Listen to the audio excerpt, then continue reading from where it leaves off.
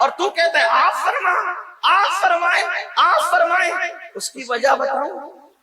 اس کو یہاں رکھیے ملانے کے لیے، سمجھانے کے لیے۔ آپ کو آپ کے بچے سے پیار ہوتا ہے، ٹھیک؟ بچہ آپ کو توتلی زبان میں کہتا ہے ابو، تو آپ کہتے ہیں کیا؟ وہ کہتا ہے ابو، آپ کہتے ہیں کیا؟ وہ کہتے ہیں ابو۔ یہ بار بار کیوں آپ اس سے بلوا رہے ہیں؟ کیوں بلوا رہے ہیں؟ کیوں؟ اس لیے کہ اس کی بولی آپ کو پسند ہے، اس کی بولی آپ کے من کو بھاتی ہے، آپ کو اچھی لگتی ہے، اس لیے آپ کہتے ہیں کیا؟ مطلب میں بار بار بولتا رہے، بار بار بولتا رہے، بار بار بولتا رہے، بلا تمثیل، بلا تمثیل، بلا تمثیل۔ اللہ کی کوئی اولاد نہیں ہے، اللہ نے اپنی پوری کائنات میں اگر سب سے زیادہ کسی کو چاہا ہے، اور بلکہ اگر کسی کو چاہا ہے، اور اگر صرف کسی کو چاہا ہے، تو وہ کوئی اور نہیں ہے، وہ آمنہ کا لال ہے، وہ عبداللہ کا جگر پارا ہے۔ ہم جس کا کلمہ پڑھتے ہیں وہی محمد الرسول اللہ ہے۔ اللہ سب سے زیادہ جن کو چاہتا ہے۔ میں کہتا ہوں کوئی ایک ایسا کام تو بتاؤ جو اللہ نے محبوب کے لیے نہ کیا ہو۔ کائنات بنائی محبوب کے لیے، زمین بنایا محبوب کے لیے، آسمان بنایا محبوب کے لیے، ستاروں کی انجمن سجائی محبوب کے لیے، زمین بنائی، زمین کا سبزہ بنایا محبوب کے لیے، گرتے ہوئے آبشار محبوب کے لیے، بلکاتی ہوئی ندیاں محبوب کے لیے، سمندر کی طغیانی محبوب کے لیے، شفق کا جمال محبوب کے لیے، افق کی سرخیاں محبوب کے لیے، یہ نورانی چہرے محبوب کے لیے، یہ زبانیں محبوب کے لیے، جسم سے جان محبوب کے لیے۔ بلکہ میرے امام تو یہاں تک کہتے ہیں زمین و زمان تمہارے لیے، مکین و مکان تمہارے لیے، چنین و چنا تمہارے لیے، بنے دو جہاں تمہارے لیے، دہن میں زبان، دہن میں زبان، دہن میں زبان، دہن میں زبان، بدن میں ہے جان، ہم آئے یہاں اٹھے بھی وہاں تمہارے لیے۔ اشارے سے چاند چیر دیا، گئے ہوئے کھر کو پھیر لیا، گئے ہوئے دن واسر کیا، یہ دعوت تمام تمہارے لیے۔ اللہ اکبر۔ جنا میں چمن، چمن میں سمن، سمن میں فبن، فمن میں دلہن، سزائیں میں ہن، بے ایسے میں نن، یہ امن و امان تمہارے لیے۔ یہ مرحمتیں، یہ کچی متیں، نہ چھوڑی رہتے، نہ اپنی کرتے، قصور کریں اور ان سے بھرے، قصور جنا تمہارے لیے۔ صبا ہو چلے کہ باغ پھلے، وہ پھول کھلے کہ دل ہو بھلے، لوا کے تلے سنا میں کھلے، ہماری زبان تمہارے لیے۔ نعرہ رسالت، نعرہ رسالت، سرکار کی آمد، سرکار کی آمد۔ سبحان اللہ۔ سب بنایا ان کے لیے، اور حضور تاج الشریعہ کہتے ہیں، اور بڑے خوبصورت انداز میں کہتے ہیں آپ کی خاطر بنائے دو جہاں، اور اپنی خاطر جو بنایا آپ ہیں، اپنی خاطر جو بنایا آپ ہیں، سب کچھ انہی کے لیے۔ ایک مقام پہ میرے امام کہتے ہیں وہ جو نہ تھے تو کچھ نہ تھا، وہ جو نہ ہو تو کچھ نہ ہو، جان ہے وہ جہان کی، جان ہے تو جہان ہے۔ قل، آپ فرما دیں۔ کہیں کہتا ہے قل یا ایھا الکافرون، کہیں کہتا ہے قل هو اللہ احد، کہیں کہتے ہیں قل ان کنتم تحبون اللہ۔ الگ الگ مقامات پر کہا جا رہا ہے، اور یہاں جو بات کہی جا رہی ہے قل، آپ کو اپنے بچے کی بات پسند، آپ اس سے بار بار کہلواتے ہیں، اور خدا کو اپنے محبوب کی بات پسند، تو اللہ تعالیٰ اپنی بات بھی توجہ کریں۔ شاہپورہ والوں توجہ کریں، اپنے محبوب کی شان کیا ہے، اپنے محبوب کی شان کیا ہے۔ کیا کہتا ہے اللہ؟ قل، آپ فرما دیں، کلام اللہ کا، اور سننا کس سے چاہ رہا ہے؟ کس سے؟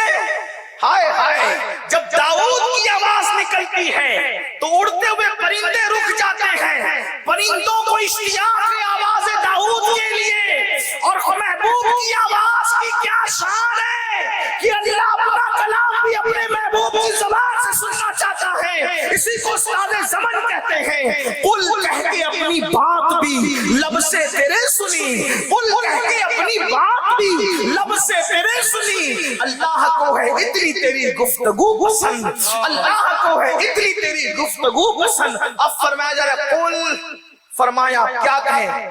اب حضور جو کہہ رہے ہیں وہ کوئی نہیں کہہ سکتا. کیا؟ ان کنتم تحبون اللہ، آپ کہیں محبوب کہ اگر تم اللہ سے محبت کرتے ہو تو کیا کریں؟ فاتبعونی، میرے پیچھے پیچھے چلو، میری پیروی کرو، میری نقل کرو، یعنی جو میں کرتا ہوں وہی کرنا. اس کو کہتے ہیں فاتبعونی، اتباع کرنا. کیا؟ میری نقل کرو، میرے پیچھے چلو. کیسے؟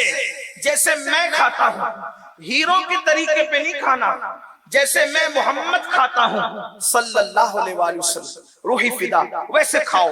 جیسے میں سوتا ہوں ویسے تم بھی سو، جیسے میں نے شادیاں کی ویسے تم بھی کرو، جیسے میں بولتا ہوں ویسے تم بھی بولو، جیسے میں اٹھتا ہوں ویسے تم بھی اٹھو، جیسے میں بیٹھتا ہوں ویسے تم بھی بیٹھو، جیسے میں جھکتا ہوں ویسے تم بھی جھکو، جیسے میں زمین پہ سر رکھتا ہوں تم بھی رکھو.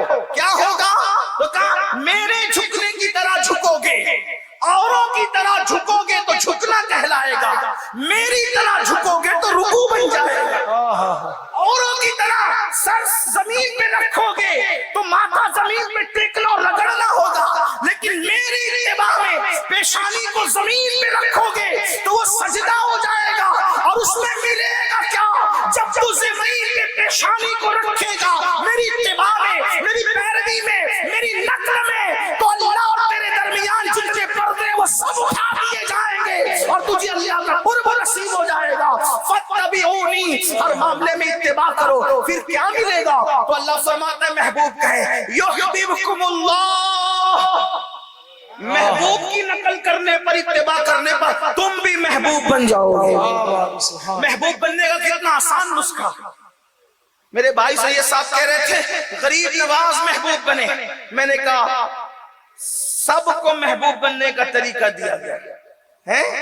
سبحان اللہ. اور آسان کتنا ہو. فاتبعونی، بس اتباع کرو. غریب نواز نے اتباع کی.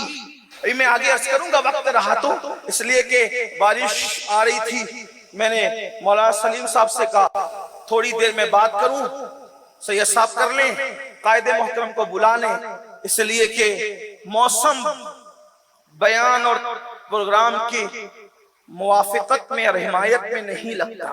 میں کبھی نہیں کہتا ہوں کہ موسم خراب ہے، اس لیے کہ موسم دوسروں کے خراب ہوتے ہیں، ہمارا ہاں موسم خراب نہیں ہوتا. اللہ گرمی دے وہ بھی اچھا، اللہ سردی دے وہ بھی اچھی، اللہ برسات دے وہ بھی اچھا. اور ہمارے یہاں بارش آتی ہے تو بارش کی بڑی برکت ہے. میرے آقا فرماتے ہیں جتنے قطرے ٹپکتے ہیں ہر قطرے کو فرشتہ اپنے ہاتھ میں لے کے اترتا ہے، تو جتنے قطرے اترتے ہیں اتنے فرشتے اترتے ہیں. اسی لیے ہمارے بزرگوں نے فرمایا جب کسی کام کے شروع یا اختتام پر یا اس کے درمیان بارش ہو جائے سمجھ لو کہ وہ کام اللہ نے قبول فرما لیا. شاہ پورہ والوں اپنی محفل قبول ہو گئی، غریب نواز سرکار کی محفل قبول ہو گئی ہے. انشاءاللہ ہماری نجات ہے، اس کی برکت سے انشاءاللہ نجات ہے.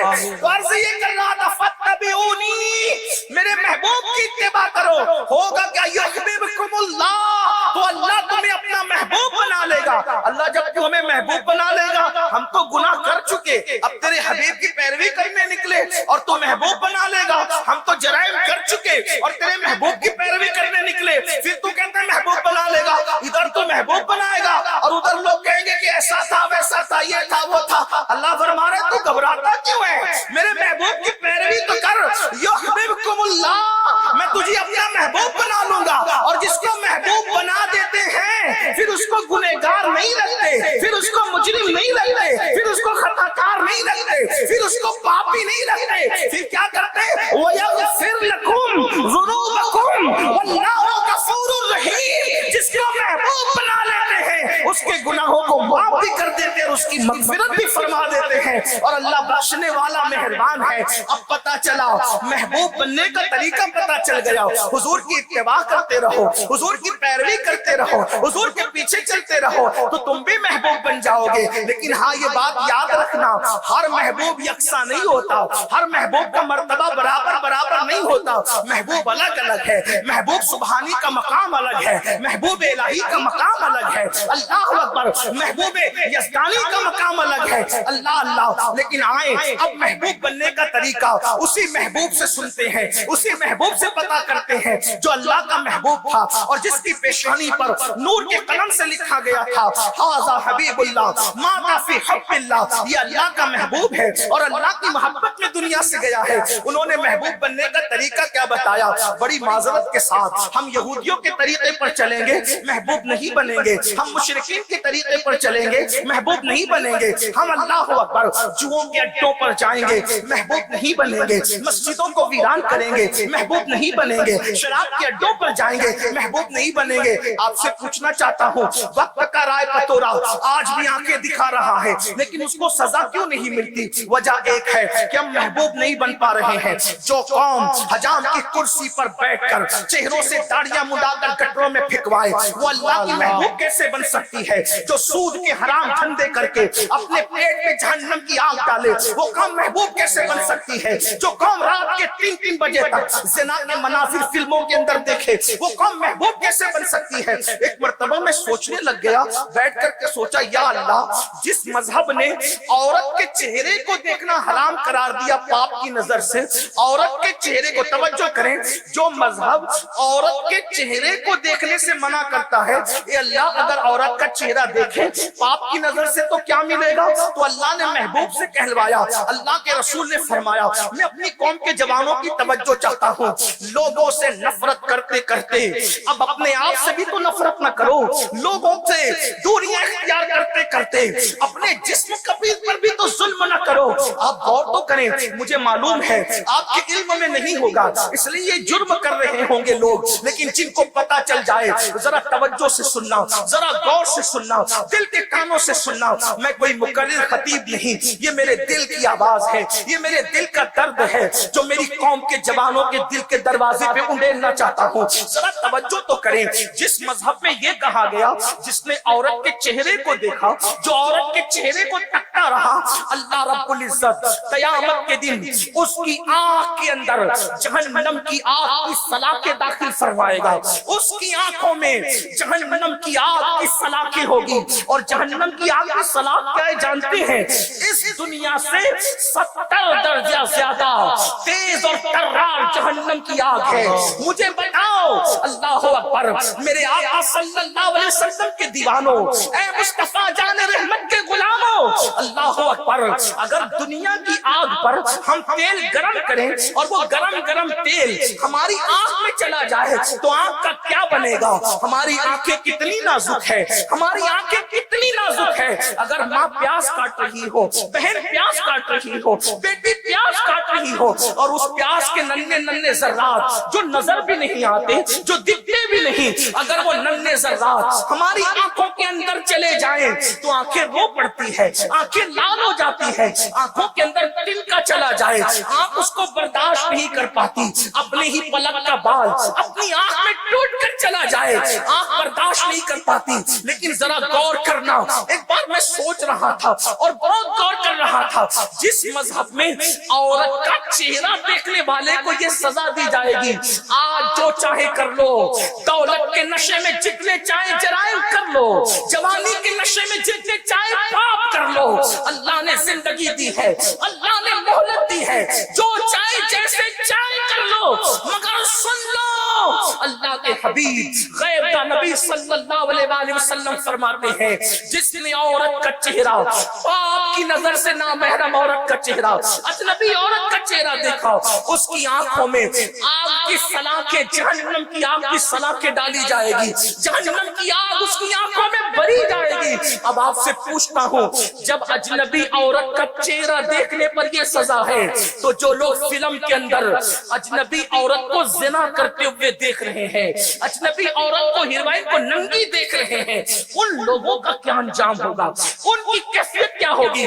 اور سنو، یہ میری بات اگر ہوتی تو آپ کو کٹ کرنے اور رد کرنے کا حق ہوتا، لیکن یہ بات میری تو نہیں نا میرے بھائی، یہ بات تو تمہارے اور میرے نبی کی بات ہے، سچے نبی کی بات ہے۔ یاد رکھنا، ہمارے نبی وہ سچے نبی ہیں جن کی سچائی کی گواہی ان کے دشمنوں نے بھی دی ہے۔ اب آپ مجھے بتائیں، جو کام قوم فلم میں زنا ہوتے دیکھے، جو قوم سیریلوں میں زنا ہوتے دیکھے، اللہ اکبر، اس قوم کا کیا بنے گا؟ اس قوم کی تباہی سے انہیں کون روک سکے گا؟ تو سن لو اے میرے آقا صلی اللہ علیہ وآلہ وسلم کے غلاموں، اللہ اکبر، تو آج محبوب نہیں بن پا رہے اللہ کے، اس لیے جرائم ہے، جرائم کی بنیاد پر یہ ہے، تباہی اس لیے کہ اللہ کے محبوب نہیں بن پا رہے ہیں۔ اور محبوب بننے کا طریقہ کیا؟